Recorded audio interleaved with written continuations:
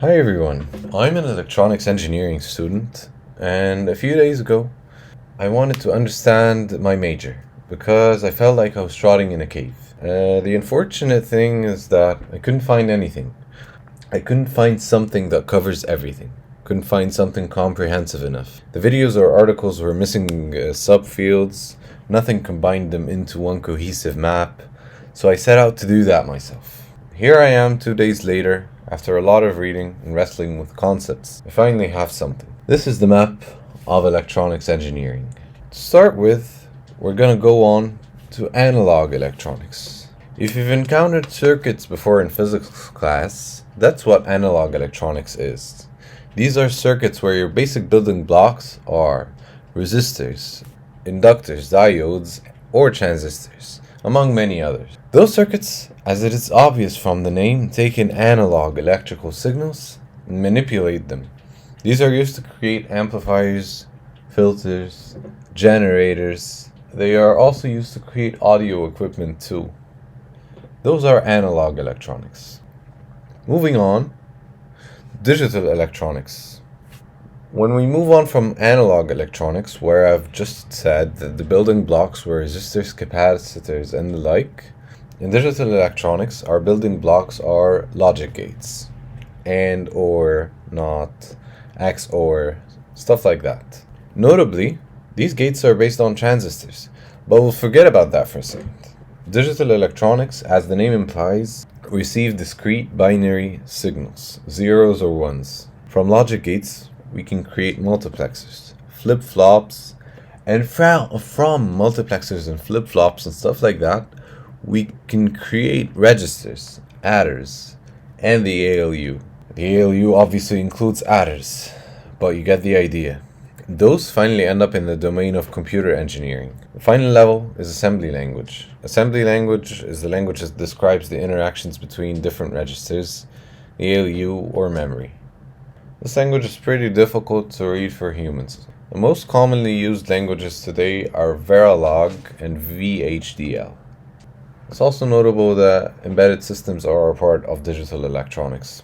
There are many more applications to digital electronics. As I just stated, assembly is very difficult to read for humans. That's why, to create applications or programs that do a specific task and are actually useful for us, we need abstractions. Exactly, abstractions. Abstractions from the details of what goes on inside the computer. This way, we land on high-level languages that are specifically designed with humans in mind. They are designed to be human-readable. It's designed to create programs or apps without worrying about what goes on between registers. It does not worry about what goes on inside the computer. This subfield is made up of two parts. It's made up of systems and web apps. Python, C#, C++, Java are some popular languages in that domain. We can create powerful algorithms using software engineering. But what about algorithms that improve on their own? And for that, we move on to machine learning. Machine learning is another field that is on the rise today. Machine learning is algorithms that improve on their own. They are algorithms that can actually learn. What does that mean? That means when you watch a YouTube video, you're giving the YouTube algorithm data so that it'll improve, give you better recommendations based on what you're interested in at the time. It's also considered part of AI, and it's probably the most futuristic field right now. Now, we move on to something completely different. Move on to something that might seem completely unrelated, but it's still one subfield of electronics, and that's control theory. Control theory is a huge subfield. It's colossal. Each of these fields are colossal in its own right, and this video will definitely not do them justice. It's just meant to be an overall view of what electronics comprises. Now, back to control theory. If you use digital electronics to create a system, you probably need to analyze that system as a whole. And control theory is the study of systems, especially when there's feedback involved. It's also used to assess the stability of a system, and you can find control theory in a lot of areas. You can find them in industrial plants, autopilot in airplanes. You can also find them in your own car's cruise control.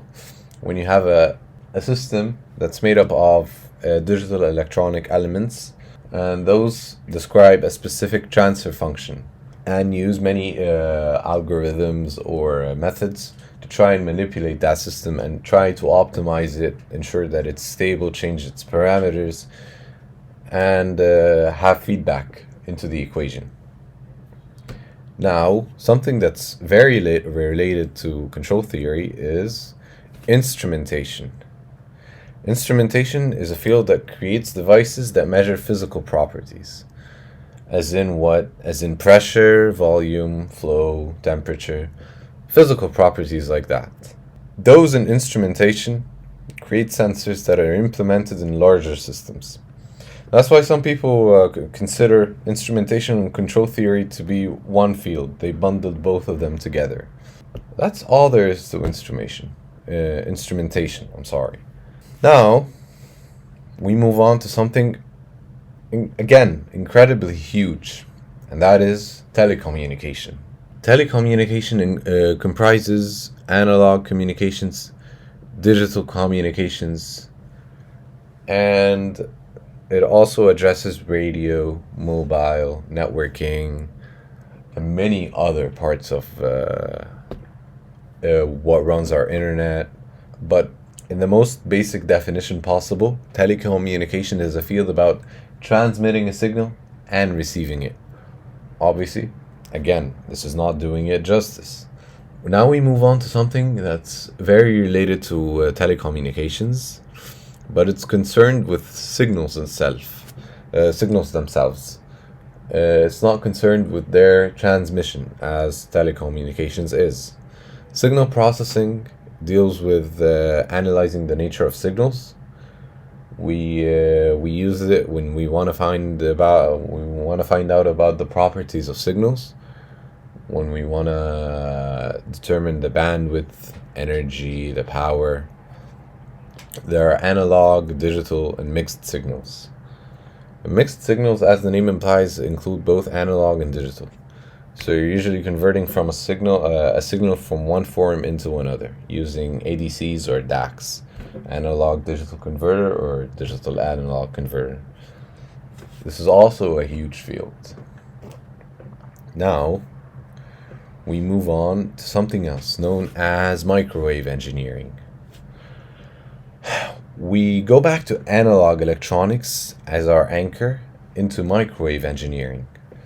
These are circuits that are specifically designed to deal with microwave frequencies.